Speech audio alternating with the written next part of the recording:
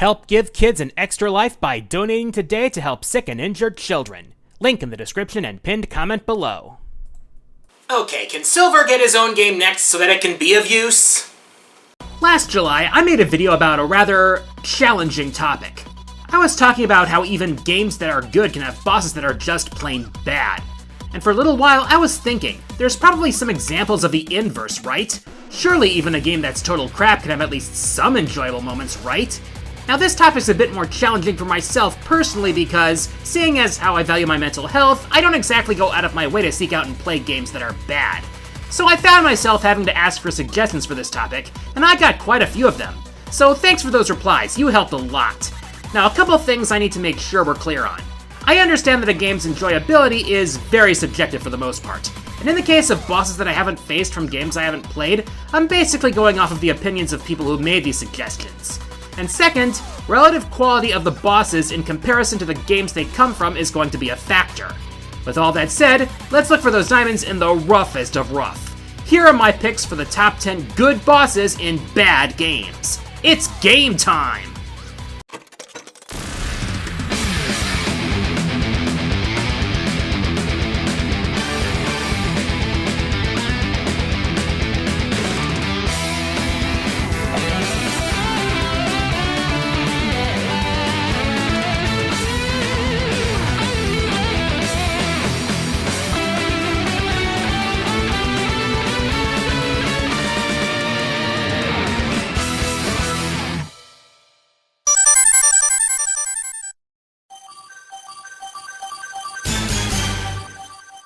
Case in point when it comes to relative quality between the boss and the game, let's talk about Wario, Master of Disguise. Now this game had some good ideas in here, but the over-reliance on the touchscreen basically ruined it. Pressing up to jump? In 2007? As a result, the platforming is oversimplified and clunky, and most of the boss fights are undercooked. However, one exception is the race against Carpaccio near the end of the game. You've already fought Carpaccio head-on earlier in the game, and that was enough for him to decide that fighting the Purple Wind head-on is, well, a bad idea. So he decides to wager the final Witchstone piece on a race. Except there's one tiny problem. Carpaccio's path is a straight shot to the loot, allowing him to casually just stroll along the course without a care in the world. Your route is a goddamn obstacle course. The thing here is that the course requires you to basically use all your disguises, from Artist Form's block making to reach the gap, Dragon Form to burn away certain blocks, etc. It's a decent test of your knowledge of the game's mechanics, instead of relying on one or two different forms. However, I do have to dock at points because you can cheese this race by having Artist Form block Carpaccio's way, giving you more time. But after dealing with the touchscreen abuse from this game, let's be honest, you could use a break.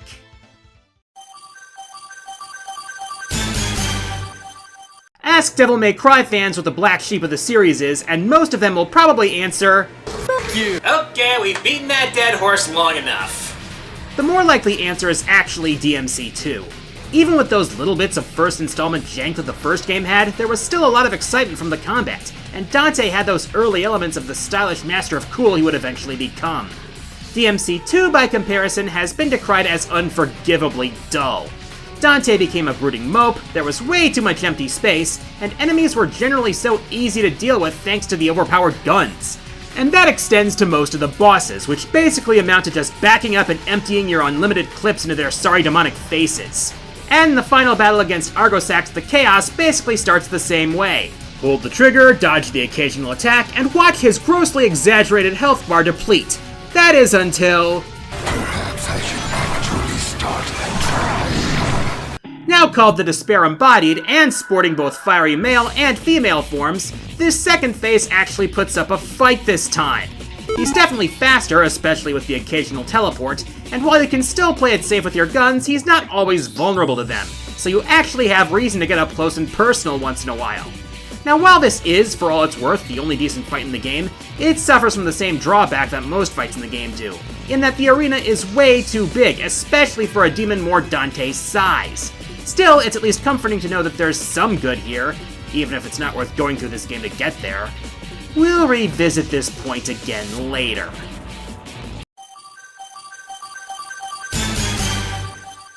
Hey, remember that time when Crash and Spyro had a crossover? I'm sure a lot of fans would rather forget. Yeah, Crash Bandicoot Purple and Spyro Orange were not very good, to put it charitably. The main bulk of the two games were minigame collections, and most of those minigames ranged from tedious at best to frustrating at worst, with very few exceptions. And surprise, surprise, the boss battles largely sucked as well. From throwing Molotov cocktails at Spyro to make him fall, which can be done in less than 5 seconds, to fighting Tiny Tiger with the worst tank controls I've ever seen. Yeah, this was a big yikes. But at least when Crash fought against Spyro's old nemesis Ripto, it actually worked pretty well. Crash fights Ripto riding the bat, and the first thing that works is that you're actually flying at a good clip, unlike the actual minigame levels that use the same mechanic. Seriously, why weren't the main bat levels like this? As the battle starts, Ripto will put up his barrier and send these phantoms after you. Now you can blast the phantoms, but when they die, they'll fire a 3-way shot, so be careful. Eventually you'll see one that's a bit more solid. Blast that one, and Ripto will fire his barrier at you, but leave himself open in the process. Ripto will throw in flame pillars that you have to dodge, but you can disrupt them with bombs until you can force him to drop the shield again for another blow. Finally, he'll call in Gulp to attack you from above, giving you even more to dodge before you have the chance to deliver the final blow. Now this isn't exactly a complex boss fight, but that's not saying much given how most Crash bosses are relatively simple. What matters here is that there's actually something of substance here, and compared to the rest of the game, it actually feels fun. Which is more than I can say about the Cortex fight in Spyro Orange. Man, I feel really sorry for the Spyro fans out there.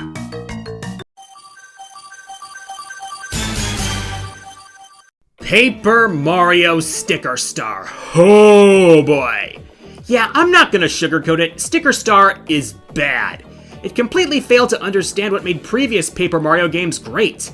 The exploration was butchered, and the lack of EXP meant that non-essential encounters were not only pointless, but counterproductive. That's because you needed to have the right stickers for the right situations, particularly the things to not only progress through the levels, but also to fight the game's end-of-chapter bosses. Of these bosses, there's one that manages to stand out in a good way, and that's the battle at the end of Chapter 3 with Gooper Blooper. You'll find him hiding in the broken hull of a ship, shinied up with the royal sticker and ready to crush you. What stands out about this boss fight is more the presentation than anything else. While the fight with Gooper Blooper has the same core issue as other bosses in the game, this one makes it more manageable by incorporating the rhythm into it.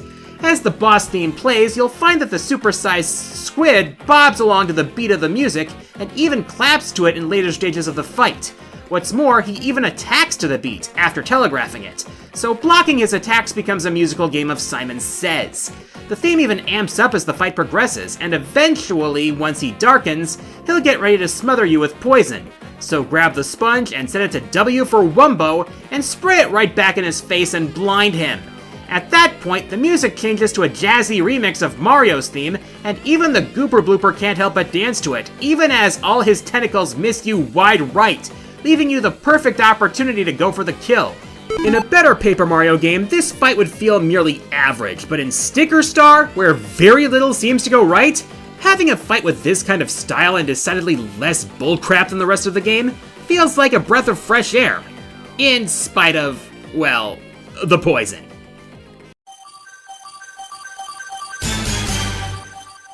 If you want to experience the full spectrum of quality from absolute cinema to absolute crap, look no further than Kingdom Hearts.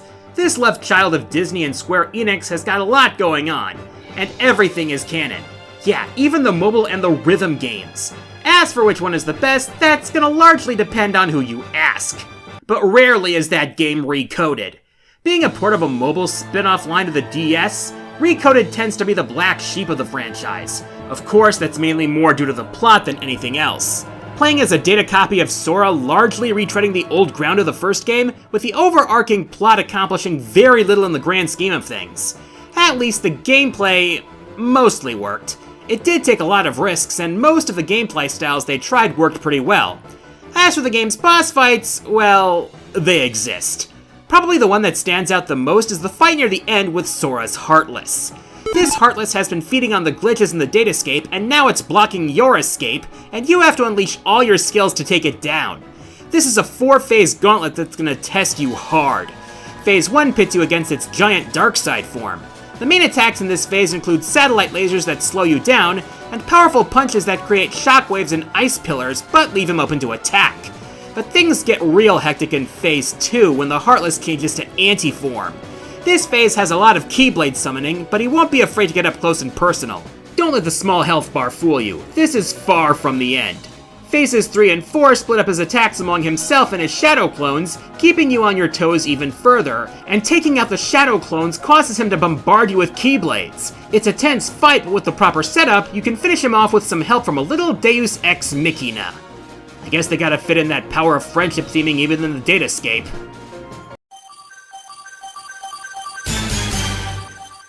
Okay, so what's next? Oh dear. Hello, Hell Weather Service, this is Adam. You may want to issue a severe cold warning. I'm about to say something nice about Mighty No 9. Yeah, I've talked about how this failure was a massive disappointment back in my Kickstarter fails list, and while its tumultuous development ultimately led to a product that was a hollowed-out husk of what was originally promised, I won't deny that there were some fresh ideas in there. It's just a shame that the execution of said ideas failed to stick the landing. And that extends not only to the clunky level design, but also to the boss fights against Beck's malfunctioning family members, the Mighty No's. Most of them have annoying gimmicks to them, be it hard to hear audio cues, bottomless pits, or only being open for about a second at a time, but if you want a fight that actually feels exciting, you'll need to endure the auto-scrolling Hell of the Highway stage and face Mighty No 7 Brandish, or Brand for short. For starters, the pre-battle dialogue shows that Brand is at least aware of what's happening to him, and he's suffering for it. However, unlike, say, Flame Hyanard, Brand's anguish doesn't make you want to scrap him on sight and makes you actually want to save him. And as for the fight, it's actually pretty solid. Being the edgelord of the Mighty No's, both in a literal and figurative sense, it's no surprise that Brand tends to get up close and personal, and his attacks are very manageable when you know how they work. It's typically his blades doing the talking, from whirlwind slashes to jump spin and slash combos, though he does mix things up once in a while with the occasional ground slide or rider kick. About midway through the fight, he'll pull his desperation move with a series of increasingly fast cuts, but even that can be handled if you time your dashes properly. Brand's weakness is the form you get from Seismic, but if you want a more exciting fight, go ahead and Buster only. It's a thrilling battle, though it shares the same weakness as any other boss in the game of having to dash into him to make the damage permanent. Still, Brand's fight is a sign that there were shades of a good game in there. It's too bad those shades were buried underneath a pile of crap.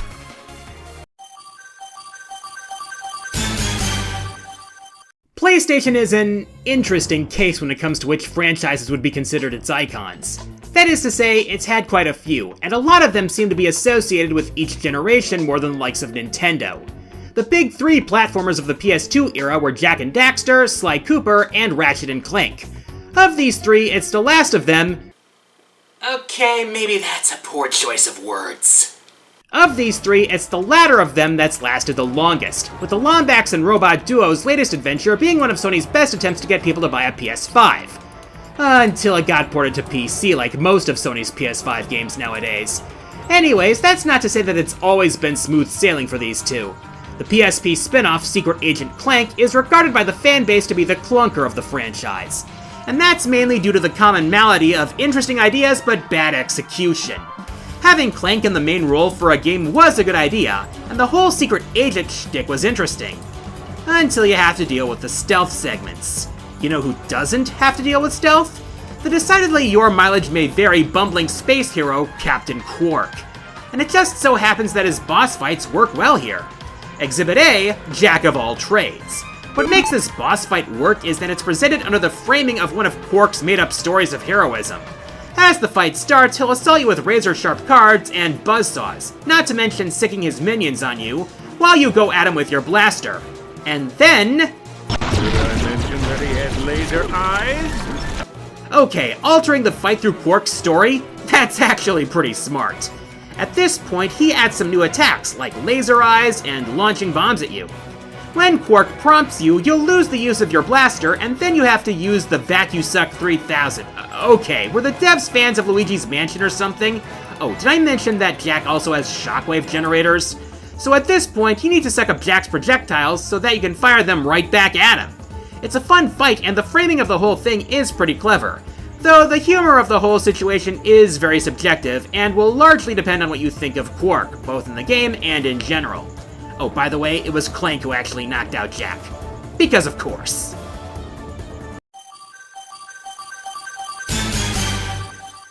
Despite how bad Mega Man X6 is, I can't bring myself to hate it, because I feel like I can see the shadows of good ideas buried under all the crap that we actually got. Unfortunately, the majority of the level designs and bosses made the game itself a nightmare to play. Thankfully, not every nightmare in this game is unbearable. The Zero Nightmare is an apparition of Zero created by the Twisted Gate using a fragment of Zero's DNA, utilized as a scapegoat by Gate and his lackey Isoc to lure unsuspecting Reploids into their trap. He also has been stalking the original Zero, presumably because he's been carrying fragments of Zero's memories. The Zero Nightmare appears as an optional boss in the hidden areas of the Nightmare Investigator stages, and it's honestly one of the few boss fights that isn't total crap. It's basically a variation on the X vs. Zero fight in X5, even using the same boss theme, meaning it comes down to actual skill instead of spamming a weakness weapon or dealing with unfair conditions. In short, it feels like the Zero Nightmare is actually trying. He has a variety of attacks, including Buster and Saber combos, a variation of the C-Flasher from X5, and a weaker version of Awakened Zero's Genmu Zero, all of which are quite damaging, but they can all be avoided once you understand how they work. Once he hits half health, he'll add another attack to his arsenal, unleashing a flurry of Buster shots all at once. And due to the boss level system, he is as challenging as you make him depending on your hunter rank. They really simplified the hunter rank system in this game compared to X5. This time, it's strictly based on the number of Nightmare Souls you've obtained. The higher your hunter rank, the higher Zero Nightmare's level, not only affecting his health bar, but some of his attacks as well. And since Capcom loves irony, Zero Nightmare's weakness is the very Z-Saber that was entrusted to X. A Saber Slash on the ground interrupts him on the spot, and in the Legacy Collection, they made the same thing possible with a slash from the air or the wall. It's a challenging fight, but it's challenging for the right reasons, unlike bosses like Hymax or Gate. Interestingly enough, due to one of the conditions for unlocking the endgame, it's impossible to face Zero Nightmare at level 4, which requires 5,000 Nightmare Souls. One possible condition for the endgame only requires 3,000, at which point this boss fight becomes unavailable. Anything less than 3,000 and it's open season on Nightmares! And when you beat the Faker, you reunite with the real Zero, complete with the game's biggest meme. I kinda wish Capcom hid this game while they tried to repair it, instead of rushing it out the door.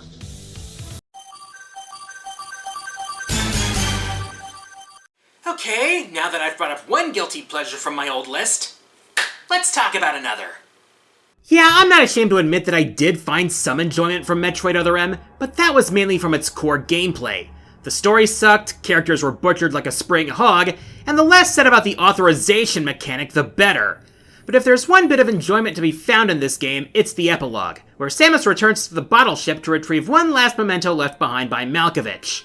In this post-game, you don't have to worry about slow walking, stupid search segments, or having to worry about authorization.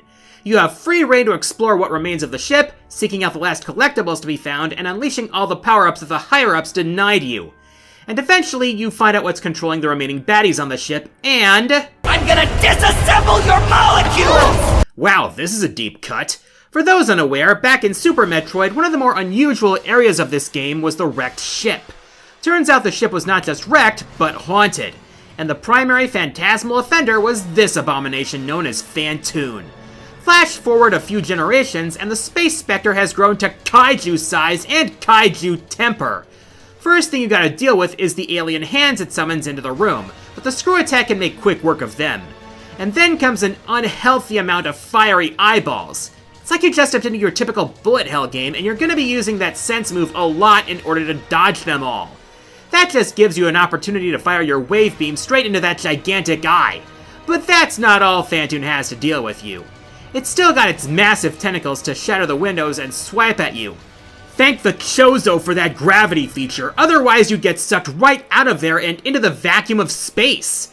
Eventually, it will fire a laser from its eye to create a portal which spews dark pillars if stepped on. This gives you an opening to blast it as hard as you can until the beast collapses, giving you the chance to deliver the final coup de grace. This is a battle that comes right the hell out of nowhere, but it manages to be crazy intense because of just how much is going on everywhere. It's gonna put all your skill and reflexes to the test, delivering with amazing action, and despite the fact that Phantoon itself has no actual bearing on the greater story, it makes up for it with the challenge factor and sheer spectacle of it all. And it makes me glad that this was the actual final boss of Other M, instead of that glorified search segment with MB. And before we move on, here are a few honorable mentions. Fume Knight, Dark Souls 2, Tricky Bastard with a tight theme. Deathstroke, Batman Arkham Origins. He's still slayed to me, damn it! Irwin's Gigatron, Pac-Man World 3. This one really keeps you on your toes. And now let's see what the Arcade Nation has to say with this month's patron picks. After thinking about it, my pick is Big Beanie from Yoshi's New Island. For a game with a lot of one-note bosses, this is actually pretty creative and it makes you utilize your eggs and where to throw them. Despite the fact that Mario Party 10 is the worst Mario game I've ever played, the final battle with Bowser is the best part of the entire game for me. It's both fun and challenging. Giygas from Earthbound Beginnings isn't exactly a boss so much as a scripted cutscene of a boss, but getting used to 8 melodies on them after spending this whole arcade game gathering them, as well as the creepy mountain aesthetic, it makes for one memorable boss fight. Plus it gives us more insight on his character before the devil machine fried his brain. My pick is Queen Garan from Phoenix Wright Spirit of Justice. As disappointing as this game was, this ending is certainly worth the wait. Resident Evil 6 is far from anyone's favorite title in the series, and Usanak is essentially Nemesis at home, but he makes up for that by giving us some good boss fights. Specifically in Jake Chapter 5, where if you're playing as Jake, you get to finish off the boss mano a mano with your fists. Whether it's more or less absurd than Chris punching a boulder into lava, that's anyone's guess. But it is ultimately cathartic to give the guy a big old beatdown.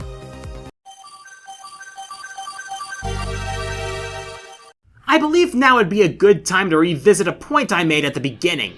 I don't go out of my way to play bad games, mainly because I value my mental health and I'm not a masochist. So several of these entries were suggestions from my lively community. That being said, there's one suggestion that kept coming up several times. I figure if so many people think this boss is worth talking about, there must be a good reason for that. And I also said that the quality of the boss in comparison to the rest of the game would factor into my decisions. With all that said, sometimes you just gotta look inside yourself and say, what am I willing to put up with today? Yes, that's right, we're talking about Sonic 06. Yare friggin' yare, I haven't even played this game and I can see why it gets hated on so much. Especially since I know quite a few people who have played it, with all the game-breaking glitches, nonsensical plot, and general lack of care this game was given. It's gotten to the point where this dead horse has been beaten so much it's practically a used piñata by now. But even the most worn-out, bashed-in piñata has at least one piece of candy inside it. And that's the final boss of the game, Solaris. This is the original form of Iblis and Mephiles, restored after Sonic gets beam cannon through the heart, and now it's going to reduce all of time to oblivion. So after the gang recover the Chaos Emeralds in one of the worst levels in Sonic history, followed by one of the cringiest cutscenes in Sonic history, Sonic is revived in his super form and joins Super Shadow and Super Silver, Super Silver's only canon appearance by the way, for the final battle. And wonder of wonders, this fight actually works! I mean, everything actually functions! And when you don't have to worry about glitches, you're left with an entertaining fight against a super-dimensional being with stakes never before seen in Sonic. The fight plays out most like the final battles of Sonic Adventure 2 or Sonic Heroes, switching between the three hedgehogs and using their different attacks to break Solaris' guard. First with Silver by throwing the meteors back at it, then with Shadow by charging up Chaos Spear, and finally Sonic by charging into it. Eventually you bring down its health, only for it to turn into the crest of Hyrule. And then... whoops, wrong clip! Anyway, Solaris adds more attacks in the second phase, like lasers and, well, more lasers. But now that its consciousness is exposed, it's open season, and you can attack with whichever hedgehog you want, switching to conserve your rings. All the while, an orchestral remix of His World is playing, marking the beginning of a tradition we'd see in several games since. Aside from the way the fight plays, it's also a pure spectacle to see. Fighting in a void of time itself, taking on Solaris in the past, present, and future simultaneously. Don't ask me how that works. In almost any other Sonic game, this fight would be seen as merely decent or kinda good at best. But when you consider that this is in Sonic 06 of all games, you can see how this stands out. Could it have been better? Yeah. Does it make it worth going through the swamp of crap that is Sonic 06? Hell no! But for what it's worth, the fight with Solaris is a shining light in the most infamous pre-boom era game in the whole franchise. I believe this justifies me putting Solaris at the top. That being said, however, it also shows the kind of game that 06 could have been if more time and care had gone into making and testing the game in the first place. After all, that's what Project 06 is for, and from what I hear, that's actually awesome. I can see why they didn't include the story in that mod, though. No amount of fixing can make that story good. I'm the Quarter Guy, and until next time, the arcade is closed.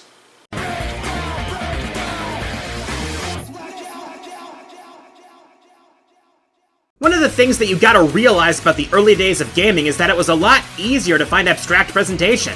Nowadays, AAA studios seem to be obsessed with making graphics look as realistic as possible. But back then, you could stick legs, eyes, and a tube nose on an orange ball, have him jump around a pyramid of colored cubes, and call that a game. That's the sort of thing that only indie studios seem to do nowadays.